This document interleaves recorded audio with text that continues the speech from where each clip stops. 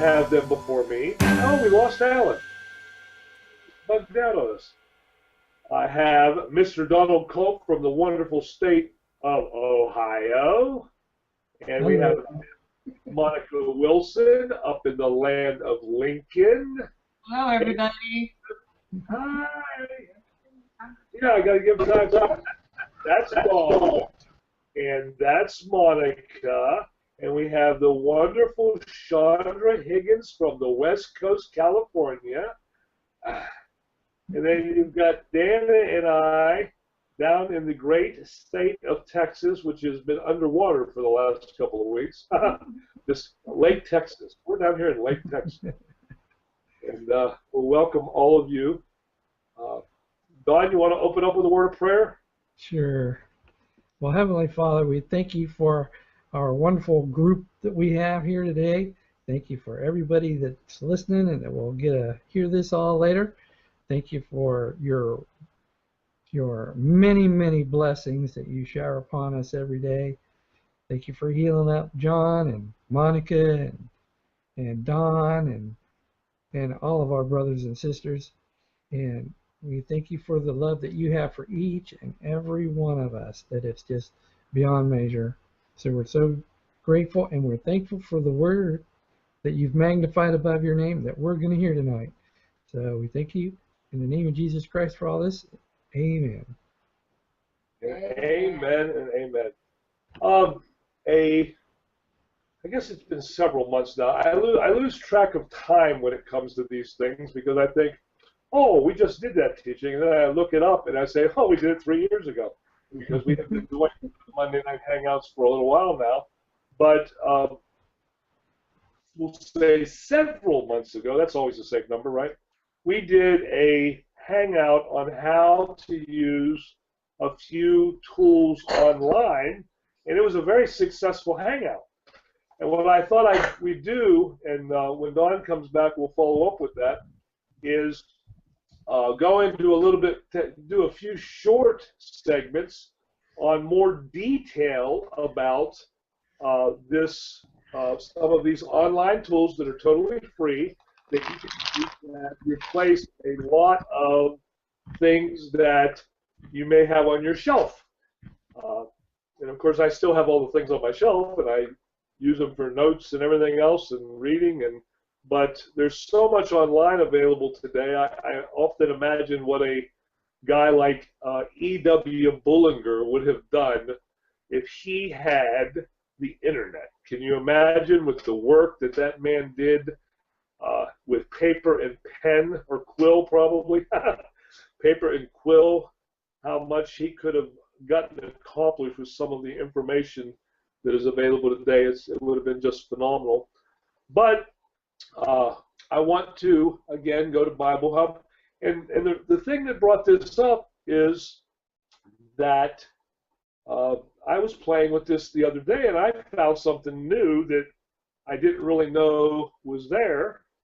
And so I thought, oh, this is a really cool little tool, because I have a project that is to do with the book of Acts, and of course timing and geographics has a lot to do with the project that I'm doing in the book of Acts, which we have a couple segments on here.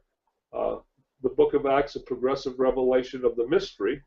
But I was playing with these maps on here, and and I've always used the maps. Like I'll be reading, in instance, in Acts chapter 2, it has a lot of areas that are mentioned here with the believers, of course, the Jews at that time, both the ones that were scattered abroad at the time of Daniel that were, and the ones that were in Jerusalem that were there for the day of Pentecost.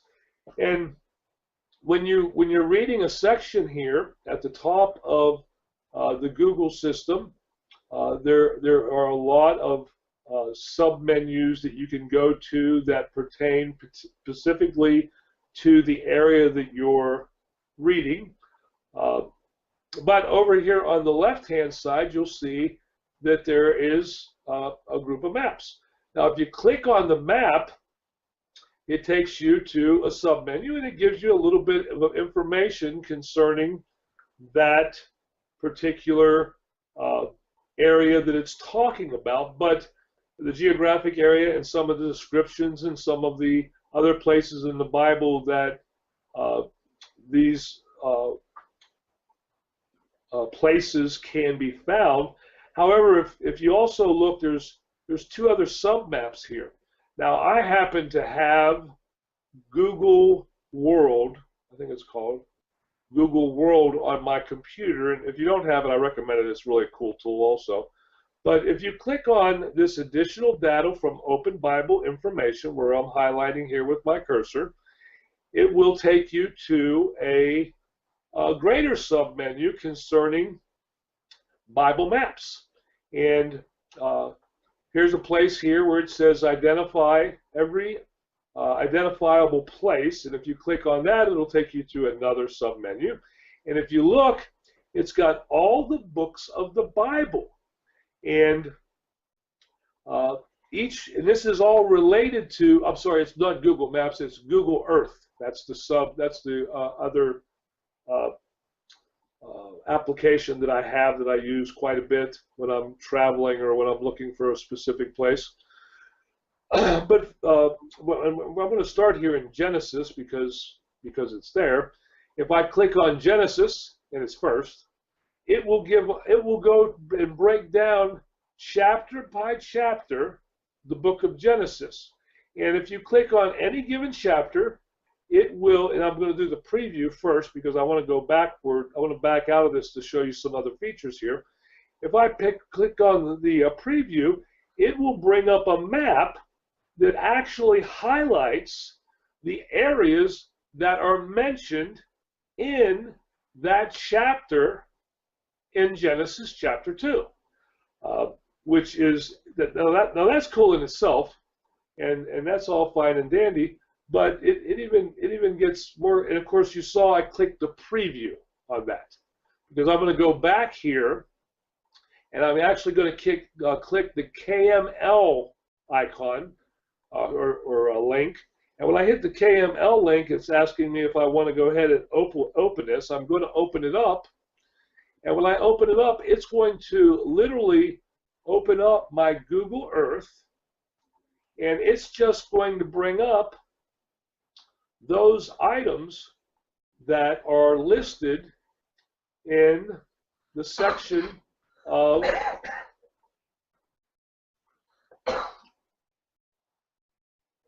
Genesis. Nope, that ain't working. I got something else on here. Hold on. I got the Herman.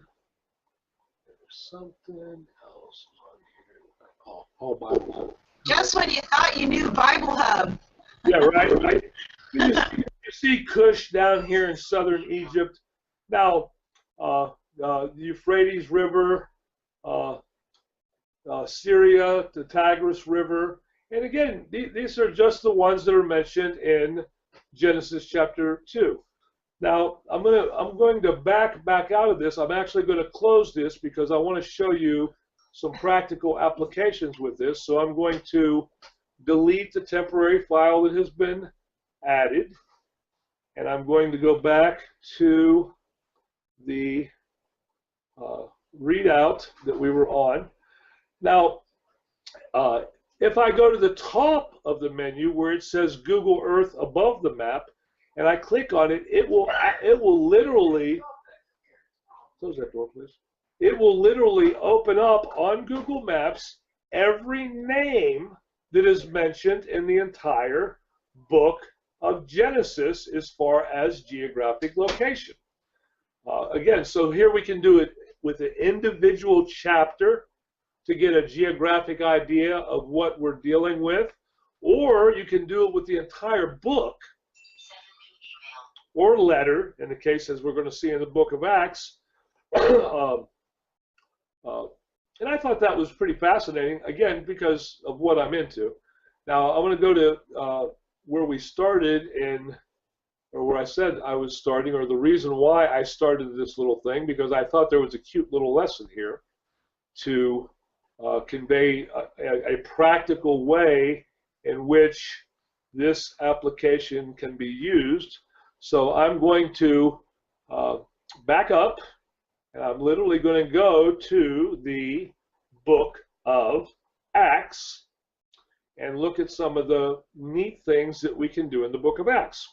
For instance, I mentioned to you earlier Acts chapter 2, which was the day of Pentecost, and it mentions all those geographical tribal, those areas where the Jews that were scattered abroad were there for that feast day. So if I click on Acts chapter 2, and I've got a couple things in here, like the place I believe Moses, I've got these in on permanence, where Moses crossed the actual sea, and the Mount of Hermon, because of another study I'm doing. But you see here it has Mesopotamia, Pontus, Pergamus, Asia, Rome, and these, of course, are the names of the geographic areas that are mentioned in the book of Acts. Now, where this thing really got cool at for me is when you, like, I leave these areas up there because we know that from the day of Pentecost and what Peter had taught on that day and thereafter for the next couple of years would have went out to only Jews and proselytes as far as the communication of the availability of the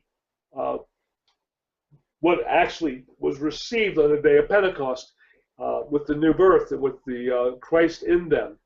And I think the epistles spray that out. But look at how wide these people would have went back home after the day of Pentecost.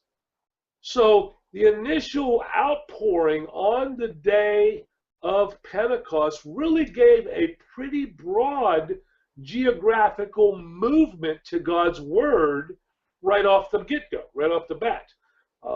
Now, if we go back to our little page here and we go to Acts chapter 3 and do the same thing that we did in Acts chapter 2, it will continue. And I didn't delete when we were over in Google Earth. I haven't deleted these ones, the ones that were from the original areas, geographic areas that are mentioned about these Jews that were in.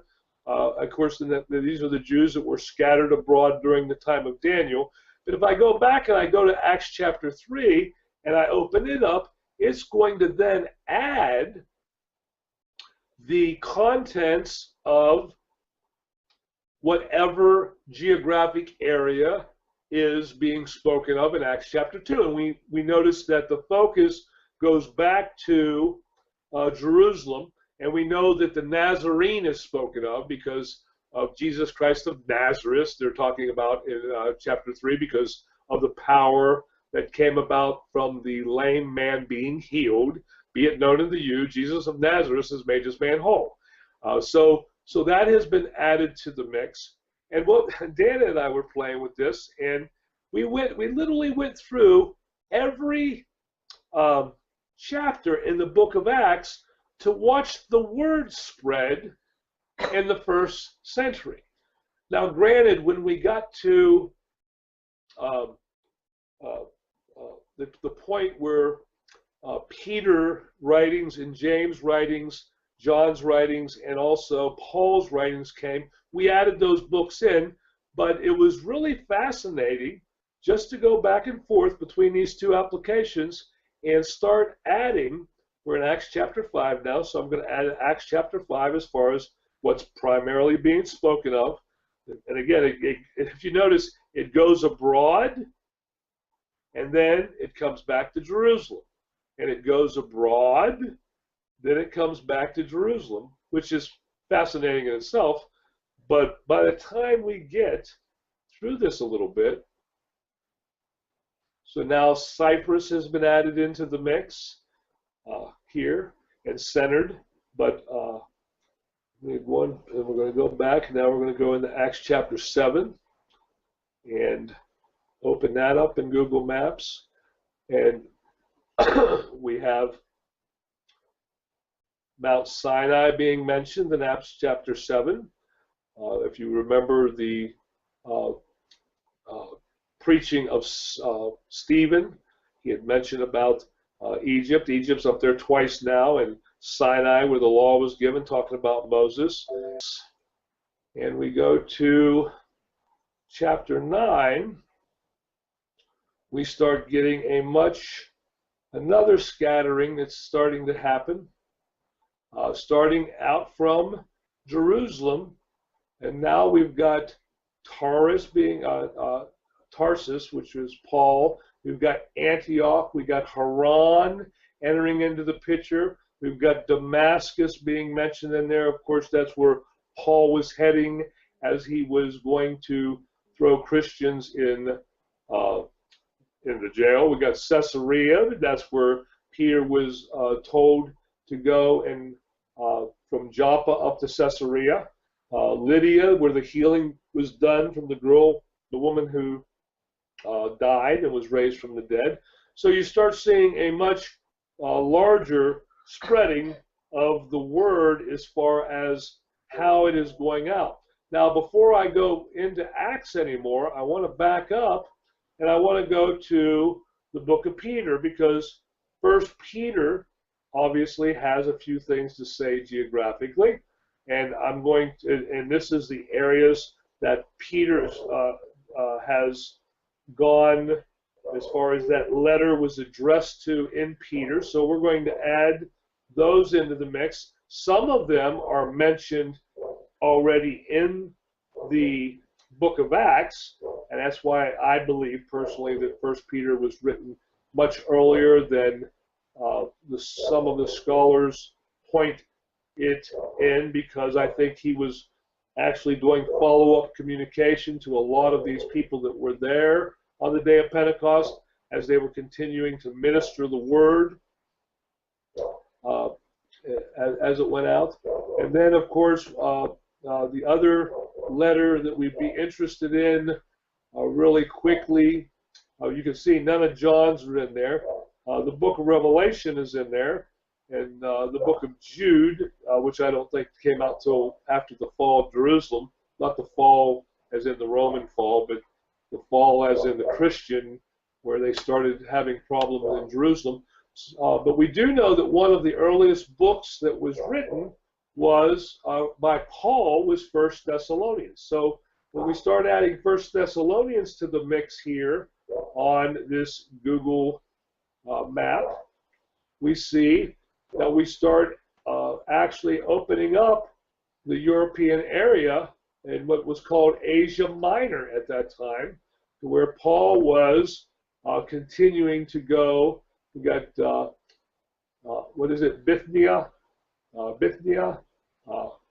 and Paul started to, by revelation, behold, there's a man in Macedonia, and he wants to hear the word. He had a dream. And so Paul hightailed it on. Paul wanted to go back in this direction here, and of course the Lord forbade him, which is kind of a cool comprehension of the Lord saying, nope, you can't do that. So Thessalonians, of course, being written, one of Paul's earliest writings. We could also look at 1st and 2nd Corinthians and Galatians and open up those to see where these locations were added in. We've got Ephesus first mentioned in there. And when we get to the book of Acts, it's going to copy a lot of that stuff. In 2nd Corinthians, we've got some other places that are going to get added. Troas is added in there. So I'm going to do one more in the letters before we go back. We're going to do Galatians, which wasn't really that early, but Romans was probably actually written along the same time period. But we're going to open up Galatians just so that you can see where the geographic areas that are mentioned in the book of Galatians come in. Asia Minor, Galatia. So let's go back, and now we're going to go back to the book of Acts for a little bit to finish. I want to finish off the book of Acts because as you can see from the preview up here, that's what's going to come up. So I'm going to go up to my Google Earth, and I'm just going to hit. So by the end of the book of Acts, this is everything that's mentioned in the book of Acts. So in 30 years, this is the geographic area. Now, mind you, this is the ones without the references from some of the letters, because Spain comes up in there in 2 Timothy. So Paul either had been or was planning on going to Spain, 1 Timothy maybe. So that's another thing to look at as far as just how much of the known world was influenced by this early church's efforts. And when you think about it, like we were talking about when we first started this thing out, when you think about somebody like E.W. Bullinger, or somebody that lived just a couple of hundred years ago, and the work that they did and the things that they accomplished in their lifetime compared to the stuff we have today, if some of those individuals and their dynamic personalities would be available with this type of information that we have with us today, can you imagine what that type of tenacity could accomplish? Now, there's not anybody that's listening to this that is any different than anybody else, I'm believing, as far as you can read and you can learn and you can study and you can do all those wonderful things. But the ease in which we do it, it was actually Titus that brings the populace and stuff. I'm trying to find out where. You know what? I'm missing Spain, and the reason why I'm missing it is because Paul mentions his desire to go to Spain in the great book of Romans, because he was telling them, and he was actually probably on his way to Jerusalem when he wrote the book of Romans, where he actually got arrested. But I just thought that this was just one of the things that is available in this tool, this Bible Hub. And I thought it was such a cool little tool. I wanted to share it with you tonight. And as I said, keeping it short, and hopefully it's something you can use as you go forward, and maybe as in between teachings over the next several months to a year, we'll do some more things with that to show you how to use it in a linear maybe, and oh no, I turned out upside down. And just continue with little tidbits out of this Bible Hub. And the only reason I'm using, there's other things besides Bible Hub you can do the same thing with. I'm just more familiar with Bible Hub, and it's online, it's free. You can type it into Google and it'll take you to it. And you got a lot of neat stuff there, including the Bible. What a concept, right? So that's all I got for tonight.